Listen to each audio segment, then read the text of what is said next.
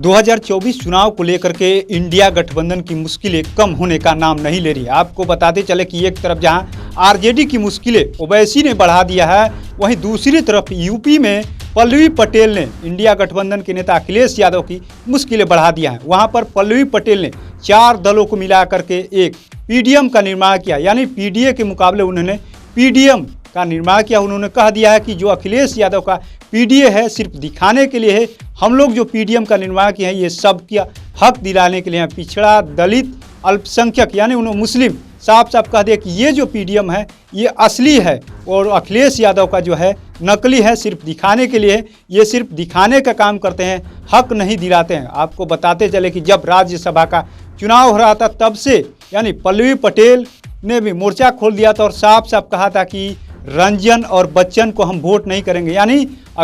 जया बच्चन की बात कर रहे हैं और आलोक रंजन को जिस तरीके से अखिलेश यादव ने प्रत्याशी बनाया था राज्यसभा में, तब से यानी पल्लवी पटेल नाराज हो गई थी और ये भी कहा जा रहा था कि वो चाह रही थी कि अपनी मां को राज्यसभा कृष्णा पटेल को भेजा जाए, लेकिन अखिलेश यादव उस समय नहीं भेजे। उसके बाद से पल्लवी पटेल को लेकर के लगातार ये भी खबर चल रही थी कि पल्लवी पटेल चाह रही कि लोकसभा में 4 से 5 सीटों पर अपने दल से चुनाव लड़ाया जाए, लेकिन अखिलेश यादव ने कह दिया कि 2022 तक उनके साथ गठबंधन था, लेकिन अब उनके साथ कोई हमारा गठबंधन नहीं। तब से ये कहा जाने लगा कि अब पल्लवी पटेल जो है एक अलग मोर्चे के निर्माण कर सकती हैं या बीजेपी में यानी एनडीए में शामिल हो सकती है। लेकिन पल्लवी पटेल की बहन अनुप्रिया पटेल पहले से एनडीए का हिस्सा है, इस वजह से पल्लवी पटेल ने एक अलग रास्ता चुना है और उन्होंने थर्ड फ्रंट का निर्माण किया है जिसका नाम है पीडीएम। उसमें ओवैसी की पार्टी भी शामिल है और पल्लवी पटेल के अपना दल कमेरावादी भी शामिल हो गए। यानी 4 दलों को मिला करके यूपी में जो है अपना दल कमेरावादी और एआईएम की जो अध्यक्ष हैं ओवैसी की पार्टी मिला करके 4 दलों से ये पीडीएम का निर्माण किया गया है। और तब से कहा जा रहा है कि अखिलेश यादव को एक बड़ा नुकसान यानी इंडिया गठबंधन को अब बिहार के बजाय यूपी में भी नुकसान झेलना पड़ेगा, क्योंकि अधिकतर जगह पे यानी कहा जा रहा है कि मुस्लिम बाहुल्य क्षेत्र और पिछड़ा दलित क्षेत्र पर ये जो है पीडीएम जो है अपना प्रत्याशी का ऐलान करेगा। और पिछली कई बार हालांकि ओवैसी जो है यानी कुछ सीट जीत तो नहीं पाए, लेकिन कहा जा रहा है कि